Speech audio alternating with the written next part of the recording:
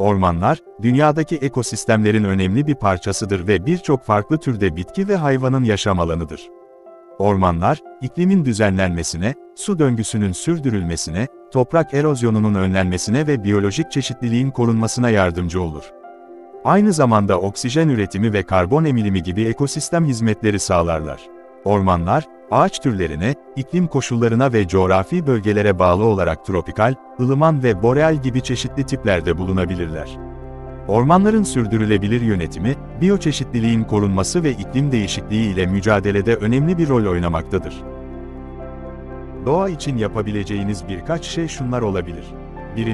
Geri dönüşüm yapın ve atıkları azaltın. 2. Daha sürdürülebilir bir yaşam tarzı benimseyin, elektrik ve su tasarrufu yapın, çevreye dost ürünler kullanın. 3. Ağaç dikme etkinliklerine katılın veya kendi başınıza fidan dikin. 4. Doğal habitatları koruyan ve restorasyon çalışmalarına destek veren çevre kuruluşlarına bağış yapın. 5. Daha fazla doğa dostu ulaşım yöntemlerini tercih edin, yürüyüş yapın, bisiklet kullanın veya toplu taşımayı tercih edin. 6. Doğal alanları korumak için yerel yönetimlerle işbirliği yapın ve çevrenin korunmasına yönelik politikaları destekleyin. Doğada spor yapmanın birçok faydası vardır. Doğada spor yapmak, stresi azaltabilir, ruh halini iyileştirebilir, fiziksel sağlığı destekleyebilir ve doğanın güzelliklerinden daha fazla faydalanmanıza yardımcı olabilir. Yürüyüş, koşu, bisiklet sürme, dağ tırmanışı, kampçılık ve yüzme gibi birçok doğa sporu seçeneği bulunmaktadır. Evet, doğada birçok farklı türde su kaynağı bulunur. Bunlar nehirler, göller, denizler, akarsular, buzullar ve yeraltı suyu gibi çeşitli formlarda olabilir. Su, yaşam için hayati öneme sahiptir ve doğanın önemli bir parçasıdır. Bir ağacın oluşma süresi türüne ve büyüme koşullarına bağlı olarak değişir. Bazı hızlı büyüyen ağaçlar birkaç yıl içinde olgunlaşabilirken, bazıları yüzlerce hatta binlerce yıl sürebilir. Örneğin, bambu gibi hızlı büyüyen ağaçlar birkaç yılda olgunlaşabilirken, kırmızıçam gibi yavaş büyüyen ağaçlar binlerce yıl sürebilir. Ormanda birçok farklı türde hayvan yaşar. Ormanlar genellikle kuşlar, memeliler, sürüngenler ve böcekler gibi çeşitli canlıların yaşam alanıdır. Örneğin, kaplanlar, ayılar, kurtlar, geyikler, kuşlar, sincaplar ve kurbağalar gibi birçok hayvan ormanlarda bulunabilir. Bu canlılar, orman ekosisteminin bir parçası olarak birbirleriyle etkileşime girerler ve doğal dengenin korunmasına yardımcı olurlar.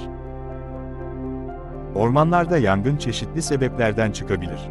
En yaygın nedenler arasında insan faaliyetleri, doğal sebepler ve iklim koşulları yer alır. İnsan faaliyetleri arasında piknik yapma, kamp ateşi yakma, sigara izmariti atma, tarım amaçlı ateş yakma gibi etkenler bulunur. Doğal sebepler arasında ise yıldırımlar, volkanik faaliyetler ve kuru hava koşulları gibi etkenler sayılabilir. İklim değişiklikleri de yangın riskini artırabilir, özellikle uzun süreli kuraklık dönemleri yangın tehlikesini artırabilir. Ormanlar olmazsa, birçok olumsuz etkiyle karşılaşabiliriz. Bunlar arasında şunlar bulunabilir. 1. Hava kalitesi düşer, ormanlar, karbondioksit alıp oksijen üreterek atmosferdeki dengeleri sağlar. Ormanların azalması veya yok olması, hava kalitesini olumsuz etkileyebilir. 2. Toprak erozyonu artar, ormanlar toprağı korur ve erozyonu önler. Ormanların yok olmasıyla, erozyon riski artar ve tarım arazileri verimini kaybedebilir. 3. Biyoçeşitlilik azalır, ormanlar, birçok canlıya ev sahipliği yapar. Ormanların kaybıyla birlikte, birçok bitki ve hayvan türü tehlikeye girebilir veya yok olabilir. 4. İklim değişikliği hızlanabilir, ormanlar, atmosferdeki karbondioksiti emerek iklim değişikliğini hafifletir. Ormanların yok olması, sera gazlarının birikimini artırabilir ve iklim değişikliğini hızlandırabilir.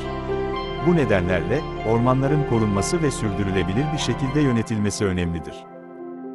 Dünyanın en büyük ormanları arasında Amazon ormanı, Kongo ormanı ve boreal ormanları gibi önemli orman ekosistemleri bulunmaktadır. Amazon ormanı, dünyanın en geniş tropikal yağmur ormanıdır ve Güney Amerika'da yer alır. Kongo ormanı, Afrika'nın merkezinde bulunur ve geniş bir biyoçeşitliliğe ev sahipliği yapar. Boreal ormanları ise Kuzey Yarımküre'de yer alır ve Kanada, Rusya, İsveç ve Finlandiya gibi ülkelerde yaygındır. Bu ormanlar, dünya çapında biyolojik çeşitlilik açısından büyük öneme sahiptirler. Ağaçlar doğanın önemli bir parçasıdır ve birçok şekilde hayatımıza katkıda bulunurlar. Oksijen üretirler, karbon emerler, toprak erozyonunu önlerler, yaşam alanı sağlarlar ve biyoçeşitliliği desteklerler. Ayrıca odun, meyve, çiçek ve ilaç gibi birçok ürün sağlarlar. Ormanda mantarlar genellikle ağaç kökleriyle simbiyotik ilişki içinde bulunur ve toprakta organik maddeyi parçalayarak besin döngüsüne katkıda bulunurlar. Ancak, mantarları toplarken dikkatli olmak önemlidir çünkü bazı türleri zehirli olabilir. Mantar toplama konusunda bilgi sahibi olmadan veya uzman eşliğinde toplamadan önce dikkatli olmak önemlidir. Ormanda kamp yapmak harika bir deneyim olabilir. İlk önce güvenli bir kamp alanı bulmak ve çadır kurmak için uygun bir yer seçmek önemlidir. Ardından ateş yakıp yemekler hazırlayabilir, doğayı keşfedebilir ve yıldızları izleyebilirsiniz.